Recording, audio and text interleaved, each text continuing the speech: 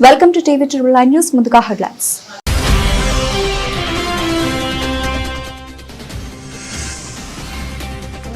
T20 world cup final చేరిన భారత్ ఆఖరి ఓవర్లో ఉత్కంఠ నడుమ 7 పరుగుల తేడాతో ఇంగ్లాండ్ ఓటమి.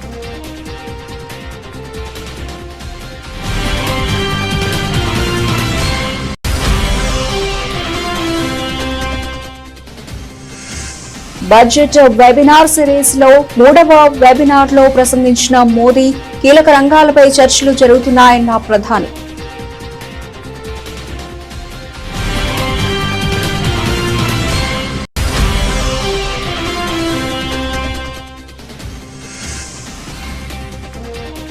కోల్కతాలో జరిగిన సాగర్ సంకల్ప మారిటైమ్ కాంక్లేవ్ పాల్గొన్న రక్షణ మంత్రి రాజ్నాథ్ సింగ్.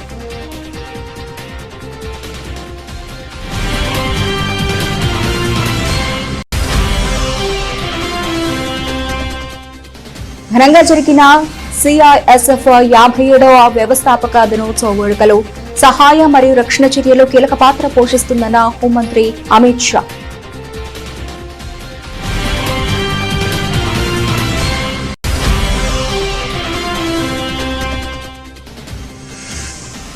ఈ నెల 10న ఆదిలాబాద్ లో మెగా జాబ్ మేళా యువత సద్వినియోగం చేసుకోవాలన్న ఎస్పీ అఖిల్ మహాజన్.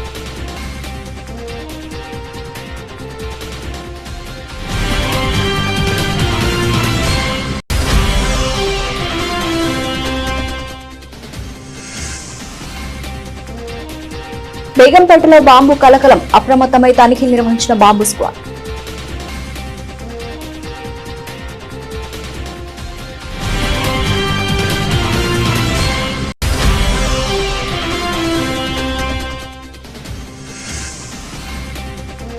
రాష్ట్రంలో పడిపోతున్న జననాల రేటుపై సీఎం చంద్రబాబు ఆందోళన. ఏప్రిల్ 1 నుంచి నూతన జనాభా నిర్వహణ విధానం అమలు.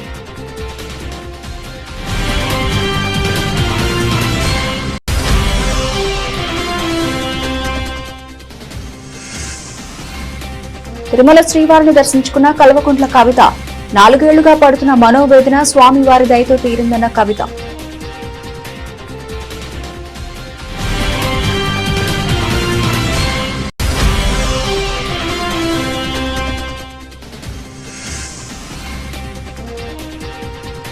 ఏపీ శాసనమండలి నుంచి వైఎస్ఆర్సీపీ సభ్యుల వాకౌట్. అంగన్వాడీలపై ప్రభుత్వ తీరుకు నిరసనగా walkout.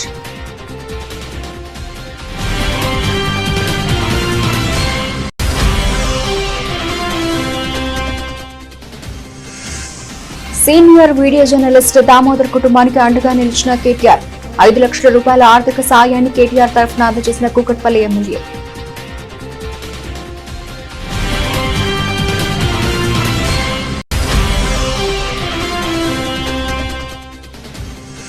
Tiruvuru TDP MLA Kolikapudi shocking comments. TDP కూటమి ప్రభుత్వం వచ్చాక ఎస్సీ ఎస్టీలపై వేధింపులు అధికమయ్యాయని ఆరోపణలు.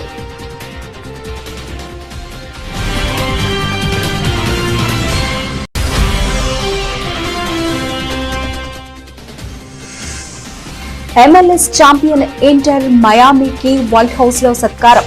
లియోనెల్ మెస్సీని ప్రత్యేకంగా అభినందించిన అధ్యక్షుడు ట్రంప్.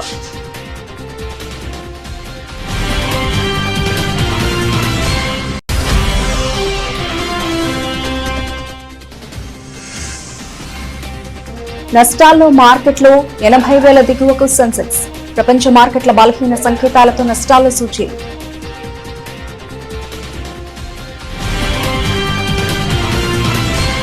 ముంబైలోని వాంఖడే స్టేడియం వేదికగా జరిగిన ఐసీసీ పురుషుల టీ20 వరల్డ్ కప్ 2026 రెండో సెమీఫైనల్లో పరుగుల వరద పారింది.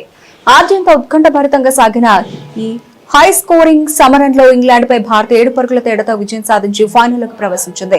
ఇంగ్లాండ్ బాటర్ జాకబ్ బెథెల్ వీరోచిత సెంచరీతో పోరాడినప్పటికీ ఆఖరి ఓవర్లో రనౌట్ రూపంలో వెనుతిరగడంతో ఇంగ్లాండ్ ఆశలు ఆవిరయ్యాయి. 254 పరుగుల భారీ లక్ష్యంతో బరిలోకి దిగిన ఇంగ్లాండ్కు ఆరంభంలోనే ఎదురుదెబ్బ తగిలింది. అయితే ఆఖరి ఓవర్లో ఇంగ్లాండ్ విజయానికి 30 పరుగులు అవసరం కాగా శివన్ దూబే బౌలింగ్ కు దిగాడు. ఇంగ్లాండ్ 246 పరుగులకే పరిమితమైంది. భారత బౌలర్ల హార్దిక్ పాండ్యా 2 వికెట్లు తీయగా ముమ్రా, అర్షదీప్, అక్షర్, వరుణ్తో వికెట్ పడగొట్టారు. అంతకుముందు టాస్ గెలిచిన ఇంగ్లాండ్ బౌలింగ్ ఎంచుకోగా భారత బ్యాటర్లు ఆకాశమే హద్దుగా చెలరేగారు. ఓపెనర్ సంజు శాంసన్ ఇంగ్లాండ్ బౌలర్లకు చుక్కలు చూపించాడు. కేవలం 42 బంతుల్లోనే 8 ఫోర్లు, 7 సిక్సర్లతో 89 పరుగులు చేసే ఇన్నింగ్స్ కు గట్టి పునాది వేశాడు. మరోవైపు ఇషాన్ కిషన్, శివం దూబే దూకుడుగా ఆడగా చివర్లో తిలక్ వర్మ, హార్దిక్ పాండ్యా మెరుపులతో భారత్ నిర్ణీత 20 ఓవర్లలో 7 వికెట్ల నష్టానికి 253 పరుగుల భారీ స్కోర్ సాధించింది. ఇంగ్లాండ్ బౌలర్లలో ఆర్చర్ 61 పరుగులు సమర్పించుకోగా జాక్స్ రషీద్ చెరో 2 వికెట్లు తీశారు. ఈ విజయంతో భారత్ టైటిల్ పోరుకు సిద్ధమైంది. టీ20 ప్రపంచ కప్ లో టీమిండియా వరుసగా రెండోసారి ఫైనల్ చేరింది. 2024లో టీమిండియా ఛాంపియన్ గా నిలవడం తెలిసిందే. ఇక T20 world cup final match లో టీమిండియా న్యూజిలాండ్ తో అమీతుమీ తేల్చుకోనుంది. ఈ టైటిల్ సమరం మార్చి 8న అహ్మదాబాద్ లో జరగనుంది. గతంలో సాంకేతికత, సంస్కరణలు మరియు ఆర్థిక వృద్ధి వంటి ముఖ్యమైన అంశాలపై 2 వెబినార్లు జరిగాయని ప్రధాని మోదీ అన్నారు. శుక్రవారం బడ్జెట్ వెబినార్ సిరీస్ లో 3వ వెబినార్ సందర్భంగా ప్రధాని మోదీ మాట్లాడుతూ నేడు గ్రామీణ ఆర్థిక వ్యవస్థ, వ్యవసాయం వంటి కీలక రంగాలపై చర్చలు జరుగుతున్నాయని తెలిపారు. బడ్జెట్ రూపకల్పన ప్రక్రియలో మీరందరూ మీ విలువైన సూచనలతో ఎంతో సహకరించారు అని ప్రధానమంత్రి నరేంద్ర మోదీ పేర్కొన్నారు. బడ్జెట్ వెబినార్ సిరీస్ के तीसरे वेबिनार में मैं आप सभी का अभिनंदन करता हूं। इससे पहले टेक्नोलॉजी, रिफॉर्म्स और इकोनॉमिक ग्रोथ जैसे अहम विषयों पर 2 वेबिनार हो चुके हैं। आज रूरल इकोनॉमी और एग्रीकल्चर जैसे अहम सेक्टर पर चर्चा हो रही है। आप सभी ने बजट निर्माण में अपने मूल्यवान सुझावों से बहुत सहयोग दिया और आपने देखा होगा बजट में आप सबके सुझाव रिफ्लेक्ट हो रहे हैं, बहुत काम आए हैं। लेकिन अब बजट आ चुका है। अब बजट के बाद उसके फुल पोटेंशियल का लाभ देश को मिले, इस दिशा में भी आपका अनुभव, आपके सुझाव और सरल तरीके से बजट का सर्वाधिक लोगों को लाभ हो, बजट का पाई पाई पैसा जिस हेतु से दिया गया है उसको परिपूर्ण कैसे करें, जल्द से जल्द कैसे करें, आपके सुझाव ये वेबिनार के लिए बहुत अहम है। साथियों, आप सभी जानते हैं कृषि, एग्रीकल्चर, विश्वकर्मा, ये सब हमारी अर्थव्यवस्था का मुख्य आधार है। एग्रीकल्चर भारत की लॉन्ग टर्म डेवलपमेंट जर्नी का स्ट्रेटेजिक पिलर भी है। కోల్కతాలో మారిటైమ్ కాన్క్లేవ్ సాగర్ సంకల్పంలో జరిగిన సభకు రక్షణ మంత్రి రాజ్నాథ్ సింగ్ ముఖ్య అతిథిగా హాజరయ్యారు. ఈ సందర్భంగా రక్షణ మంత్రి మాట్లాడుతూ ఈ రోజు మనం ఒక పెద్ద పరివర్తన కాలం గుండా వెళుతున్నామని, ప్రపంచ స్థాయిలో కొత్త పరిస్థితులు వేగంగా ఉద్భవిస్తున్నాయని పేర్కొన్నారు. ప్రపంచ స్థాయిలో కొత్తది జరుగుతోంది మరియు మార్పు స్థిరంగా ఉంటుందన్నారు. ఈ అనిశ్చితిని మనం అర్థం చేసుకోవాలని, మధ్యప్రాచ్యంలో కొనసాగుతున్న పరిస్థితి దీనికి ఒక మడుతున్న ఉదాహరణ అని రాజ్నాథ్ సింగ్ తెలిపారు. कि डिफेंस सेक्टर में भारत पूरी गति के साथ सेल्फ रिलायंस की ओर अपने कदम बढ़ा चुका है। यदि मैं आंकड़ों की बात करूं तो पिछले फाइनेंशियल ईयर तक हमारा डोमेस्टिक डिफेंस प्रोडक्शन, जैसा कि हमारे सीएमडी ने बताया, हमारा डोमेस्टिक डिफेंस प्रोडक्शन लगभग 1.5 लाख करोड़ रुपए के आंकड़े को पार कर चुका था। साथ ही हमारा डिफेंस एक्सपोर्ट भी 24,000 करोड़ के रिकॉर्ड आंकड़े को पार कर चुका है।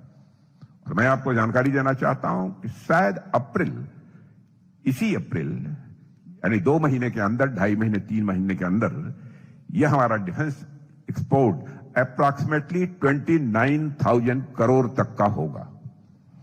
और यह टारगेट हमने दिया है, टारगेट दिया है कि 29-30 समाप्त होते होते हमारा यह डिफेंस एक्सपोर्ट अप्रॉक्सीमेटली 50,000 करोड़ तक पहुंचना चाहिए। हालांकि इन आंकड़ों से हमें ओवरवेल्म्ड नहीं हो जाना है। हमें अभी और भी बहुत आगे की यात्रा करनी है। यहां सारे नंबर्स कुछ मायने नहीं रखेंगे, हमें नंबर्स से भी आगे देखना है। मुझे पूरा विश्वास है कि हम सभी मिलकर उस दिशा में भी आगे बढ़ेंगे और मुझे पूरा विश्वास है कि आप लोग 50% प्राइवेट पार्टिसिपेशन के लक्ष्य को भी अवश्य पूरा करके दिखाएंगे। और प्रारंभ से ही मैंने यह टारगेट दिया है, 50% प्राइवेटाइजेशन पार्टिसिपेशन के लक्ष्य को भी अवश्य पूरा करके दिखाएंगे। आप लोगों का एफर्ट मजबूती से दिखता है कि आत्मनिर्भरता हमारे लिए केवल एक स्लोगन नहीं रही, बल्कि एक प्रैक्टिकल रियलिटी के रूप में स्थापित हो रही है।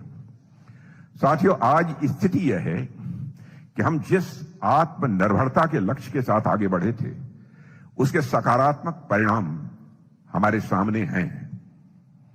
आज भारतीय नौसेना के लिए भी जितनी वारशिप्स और सबमेरिन्स आर्डर पर हैं, वे सभी भारत ప్రధాన సంస్థలు మరియు ముఖ్యమైన సంస్థల భద్రతలో మరియు విపత్తుల సమయంలో సహాయ మరియు రక్షణ చర్యల్లో సిఐఎస్ఎఫ్ కీలక పాత్ర పోషిస్తుందని కేంద్ర హోంమంత్రి అమిత్ షా తెలిపారు. సిఐఎస్ఎఫ్ 57వ వ్యవస్థాపక దినోత్సవ వేడుకల సందర్భంగా కటక్ లో నిర్వహించిన కార్యక్రమంలో ఆయన పాల్గొని ప్రసంగించారు. 56 సంవత్సరాలు పూర్తి చేసుకున్న తర్వాత నేడు సిఐఎస్ఎఫ్ ఈ మైలురాయిని చేరుకుంది మరియు 57 సంఖ్య కేవలం ఒక సంఖ్య కాదు, ఇది అంకిత భావం మరియు విధి యొక్క ప్రయాణాన్ని సూచిస్తుంది. పారిశ్రామిక భద్రతా రంగంలో సున్నా నుండి శిఖరం వరకు దృఢ నిశ్చయంతో కూడిన కృషిని ప్రతిబింబిస్తుందని కేంద్ర హోంమంత్రి అమిత్ షా అన్నారు. आज 56 बस पारित कर सीआईएसएफ इस मकाम पर जब पहुंची है तो 57 का आंकड़ा ये सिर्फ आंकड़ा नहीं है। औद्योगिक सुरक्षा के क्षेत्र में शून्य से शिखर तक के एक कर्तव्य परायणता के प्रदर्शन करते हुए एक पुरुषार्थी यात्रा की गाथा है। यह देश की कल्पना, इस देश के अर्थतंत्र की मजबूती की कल्पना और इस देश को दुनिया का सबसे बड़ा अर्थतंत्र बनाने की संकल्पना औद्योगिक विकास के बगैर नहीं हो सकती। और औद्योगिक विकास को सुरक्षित वातावरण देने के लिए जरूरी है राष्ट्रीय स्तर पर एक इंडस्ट्रियल सिक्योरिटी फोर्स की। और मुझे बहुत आनंद है कि इस 56 सालों में सीआईएसएफ ने न केवल अपनी स्थापना के उद्देश्यों को सिद्ध किया है, इसके साथ साथ हर प्रकार की चुनौतियों से सीखते हुए समय के साथ अपने आप को बदलने का प्रयास भी किया है। उन्होंने आधुनिकता को भी अपनाया है और परंपराओं को भी जीवित रखा है।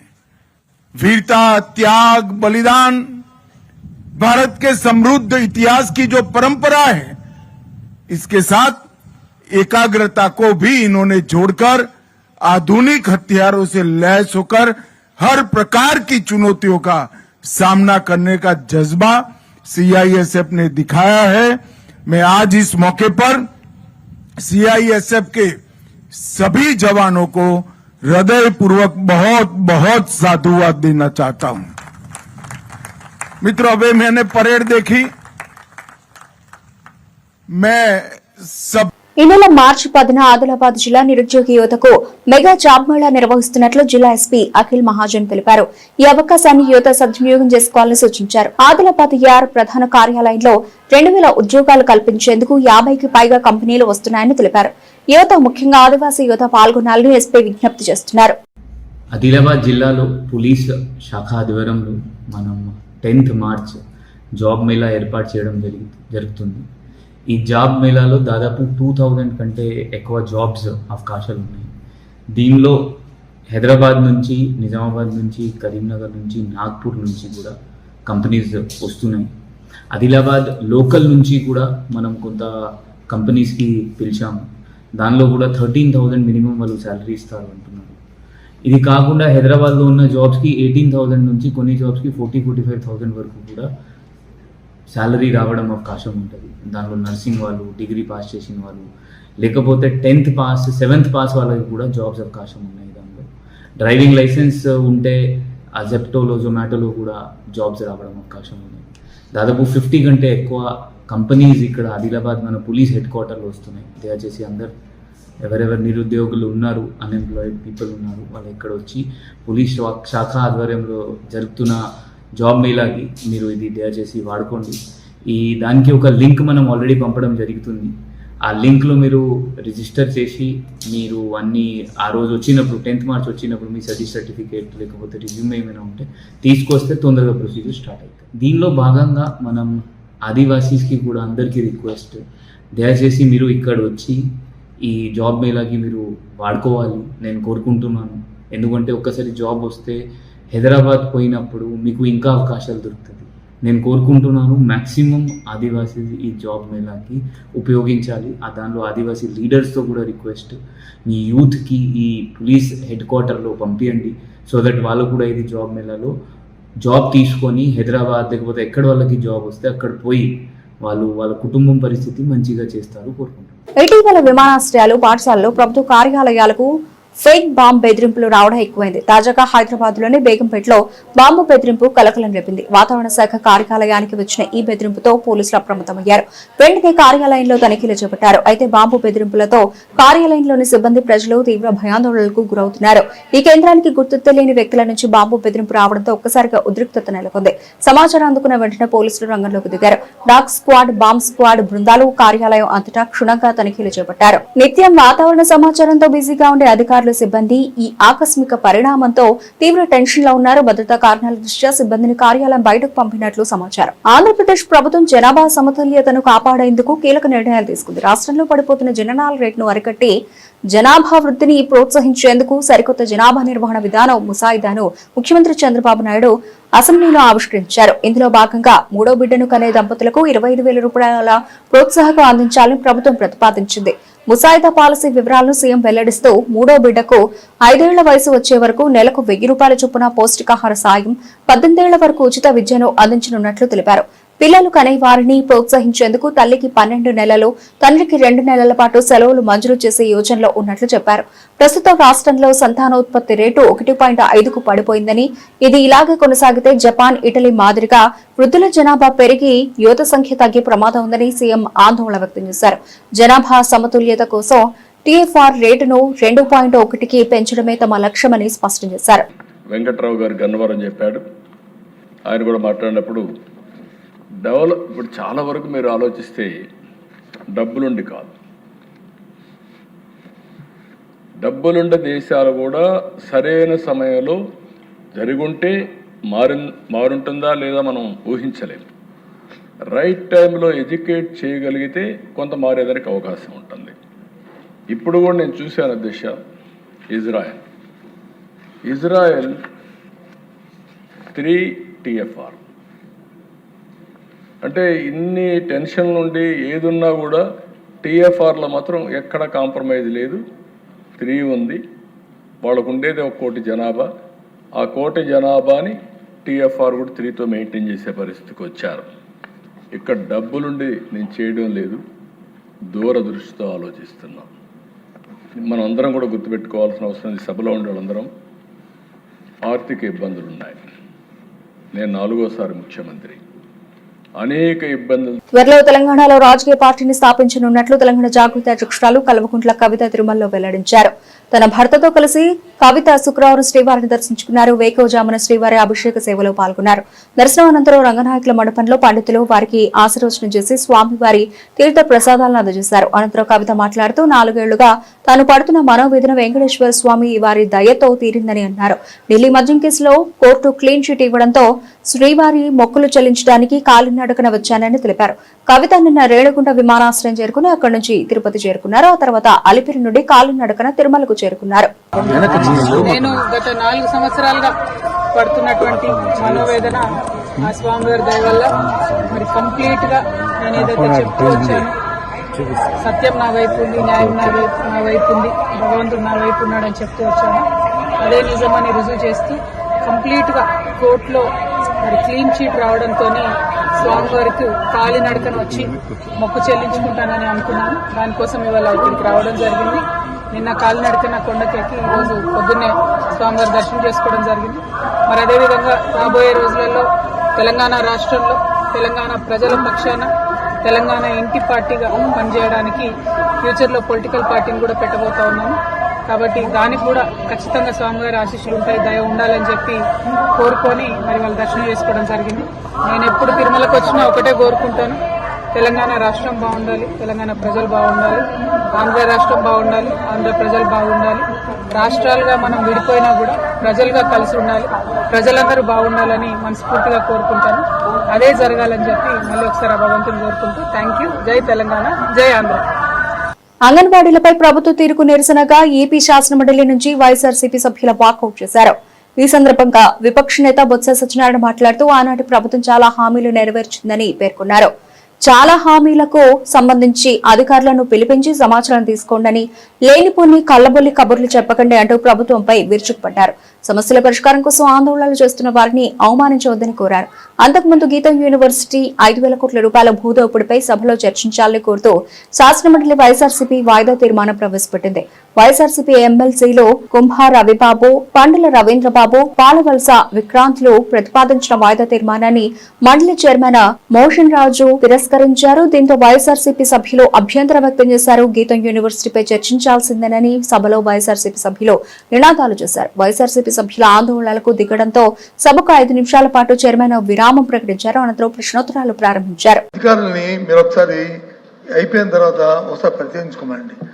మీరు చెప్పిన మాటలో 99% ఆనాటి ప్రభుత్వం ఐసీపీ ప్రభుత్వంలో మా తాలూకు అధ్యక్షుడు జరిగింది సమావేశంలో అవన్నీ కూడా ఇంప్లిమెంట్ చేశాం. ఇప్పుడు చేయవలసింది ఏంటంటే ప్రభుత్వం అనేది కంటిన్యూ ప్రాసెస్. ఆ రోజు జీతాలు పెంచుతాము, జనవరిలో మీటింగ్ జరిగింది కాబట్టి, మరి ఏప్రిల్ ఎలక్షన్ ఉన్నాయి కాబట్టి ఈ 3 నెలల తర్వాత వచ్చే ప్రభుత్వం ఎదురుస్తున్నా మేము పెంచుతామని చెప్పి హామీ రాసిచ్చాము. మిగతా విషయాలన్నీ కూడా ఆ రోజే చేశాము. ఆ రోజే మీరు కావాల్సిన అగ్రిమెంట్ పేపర్స్ అంటున్నారు కదా, మీ డైరెక్టర్ గారు ఉంటారు, డైరెక్టర్ గారిని పిలిచి డైరెక్టర్ గారితో మాట్లాడి అవన్నీ జరిగే లేదో మీరు చూడండి. అంతేగాని మీరు లేనిపోయిన కలవలు మాట చెప్పి అప్పుడు లక్షలాది మంది ఇవాళ ధర్నా చేస్తున్నారు ధర్నా చౌక్లో. మీరు ఇలా అడగండి.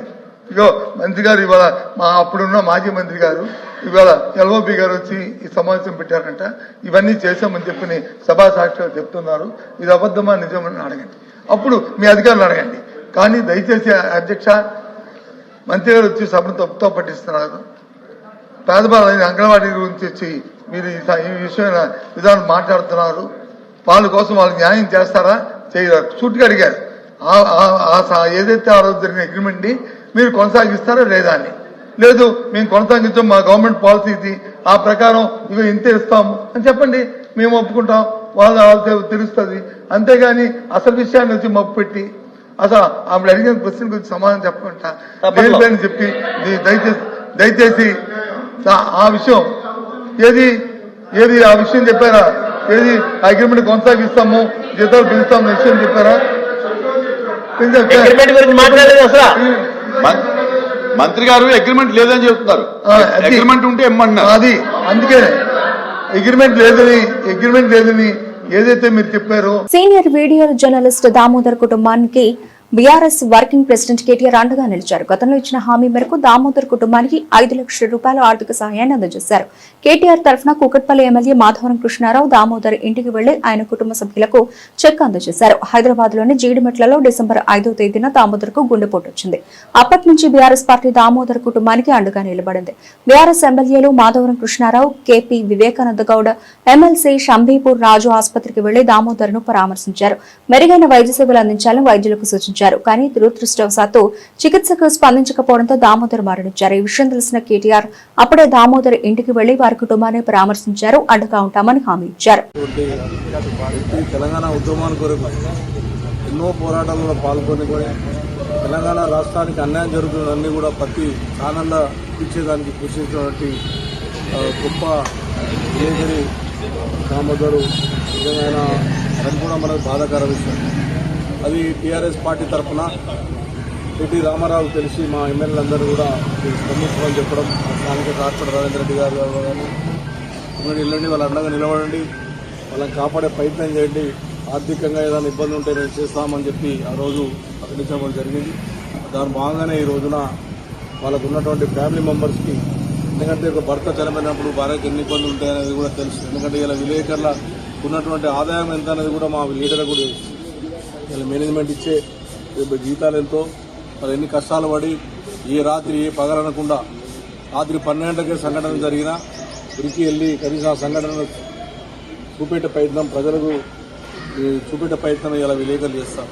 అటువంటి వాళ్ళు ఈ రోజున పోవడం అనేది నిజంగా నాకు చెప్తా ఉంటే చాలా మంది విలేకరులు చెప్తా ఉంటే దామోదర్ గురించి చాలా గొప్పగా చెప్తా ఉన్నారు. అసలు ఇక్కడ నుంచి ఆదిలాబాద్లో ఉంటే కూడా వెళ్ళిపోయి షూట్ చేసి తెలంగాణ రాష్ట్రానికి జరుగుతున్న అన్యాయాన్ని కూడా కట్టుకట్టుగా చెప్పి న్యాయం చేసి దాంట్లో కీలక పాత్ర వహించిన వ్యక్తి మన మధ్యలో లేకపోవడం చాలా బాధాకరం.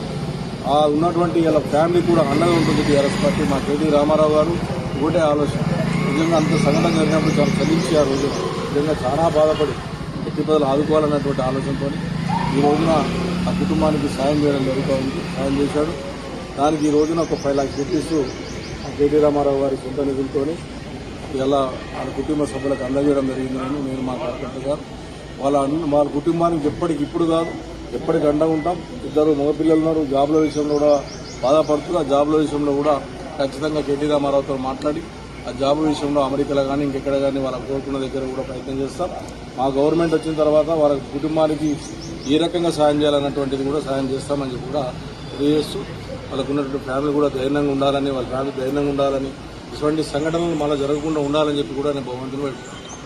Tiruvuru TDP MLA Kolikapudi shocking comments చేశారు. టీడీపీ కూటమి ప్రభుత్వం వచ్చాక ఎస్సీ/ఎస్టీలపై వేధింపులు అధికమయ్యాయని ఆరోపించారు. ఈ విషయమై ఆయన మీడియాతో మాట్లాడుతూ టీడీపీ ఎమ్మెల్యేనే అయినా తనను చంపేస్తారేమో అని, తనను భూమి మీద లేకుండా చేయాలని కొండూరు మండల టీడీపీ అధ్యక్షుడు పీట్లా నాయక్ అన్నారంటే తనను చంపడానికే టీడీపీలోని ఒక వర్గం ప్రయత్నిస్తోందని అర్థమవుతోందని ఆవేదన వ్యక్తం చేశారు.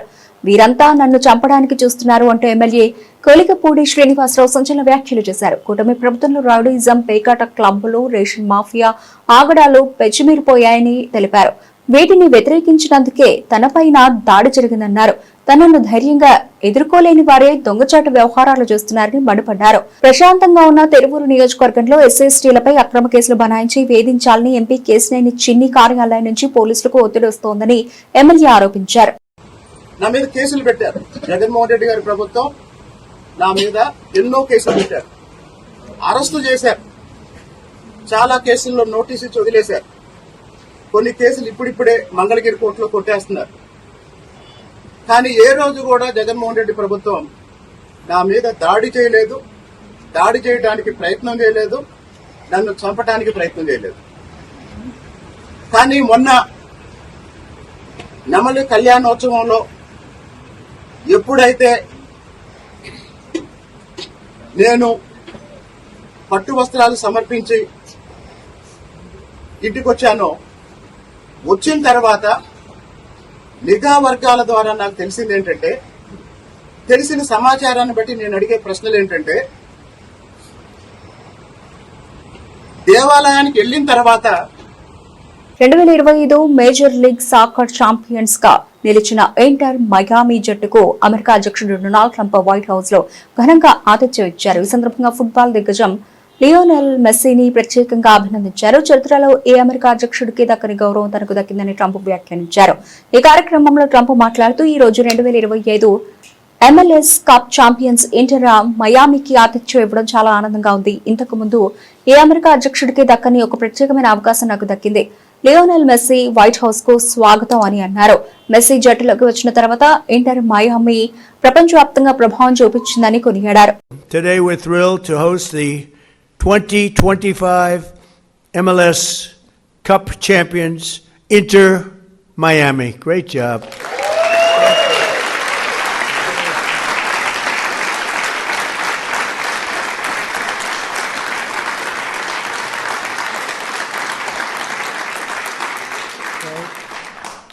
And it's my distinct privilege to say what no American president has ever had the chance to say before. Welcome to the White House, Lionel Messi.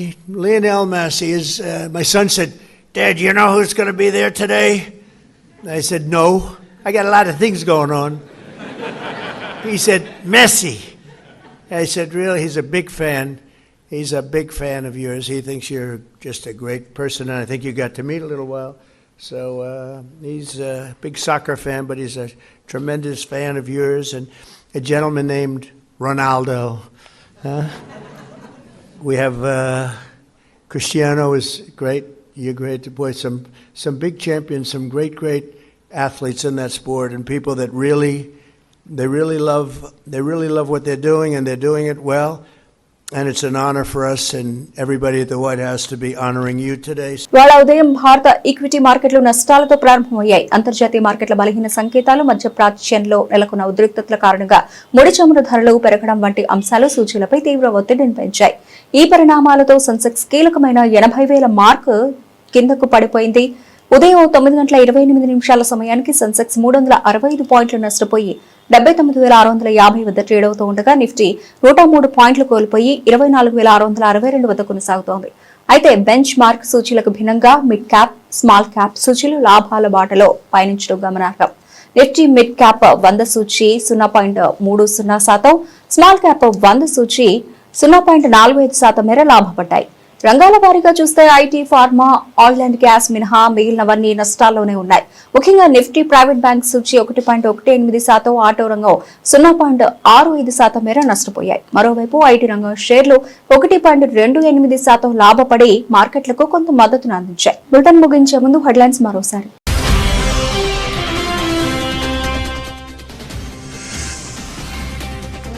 T20 world cup final చేరిన భారత్ ఆఖరి ఓవర్లో ఉత్కంఠ నడుమ 7 పరుగుల తేడాతో ఇంగ్లాండ్ ఓటమి.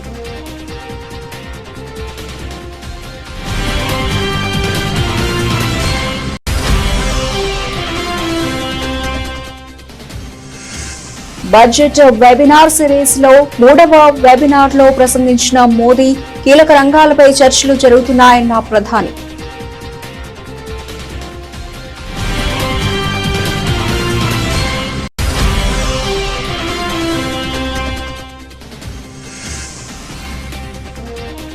కోల్కతాలో జరిగిన సాగర్ సంకల్ప మారిటైమ్ కాంక్లేవ్ పాల్గొన్న రక్షణ మంత్రి రాజ్నాథ్ సింగ్.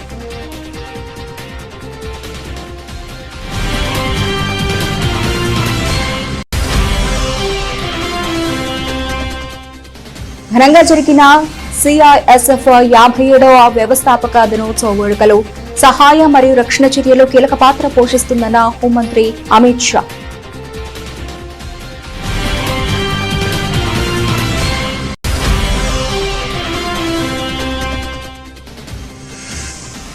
ఈ నెల 10న ఆదిలాబాద్ లో మెగా జాబ్ మేళా యువత సద్వినియోగం చేసుకోవాలన్న ఎస్పీ అఖిల్ మహాజన్.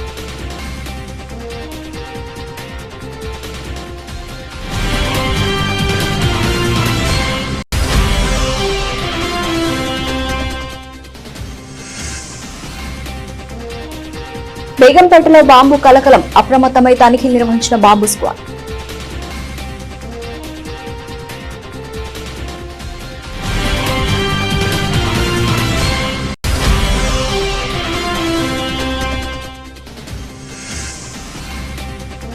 రాష్ట్రంలో పడిపోతున్న జననాల రేటుపై సీఎం చంద్రబాబు ఆందోళన. ఏప్రిల్ 1 నుంచి నూతన జనాభా నిర్వహణ విధానం అమలు.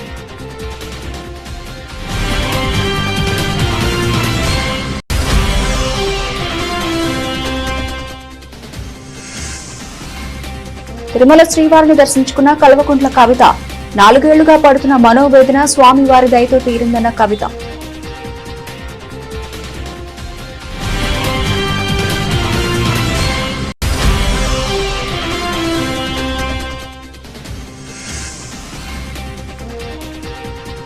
ఏపీ శాసనమండలి నుంచి వైఎస్ఆర్సీపీ సభ్యుల వాకౌట్. అంగన్వాడీలపై ప్రభుత్వ తీరుకు నిరసనగా walkout.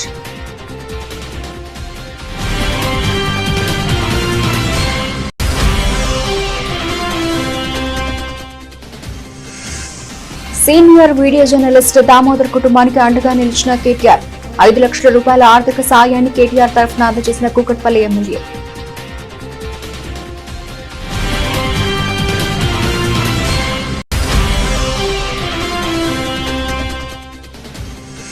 Tiruvuru TDP MLA Kolikapudi shocking comments. TDP కూటమి ప్రభుత్వం వచ్చాక ఎస్సీ ఎస్టీలపై వేధింపులు అధికమయ్యాయని ఆరోపణలు.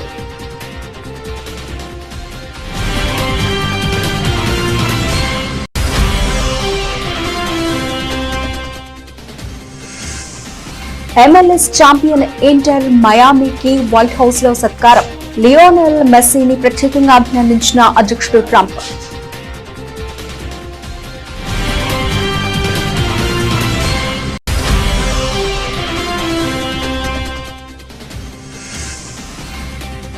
నష్టాల్లో మార్కెట్లో 80,000 దిగువకు సెన్సెక్స్. ప్రపంచ మార్కెట్ల బలహీన సంకేతాలతో నష్టాల్లో సూచీలు.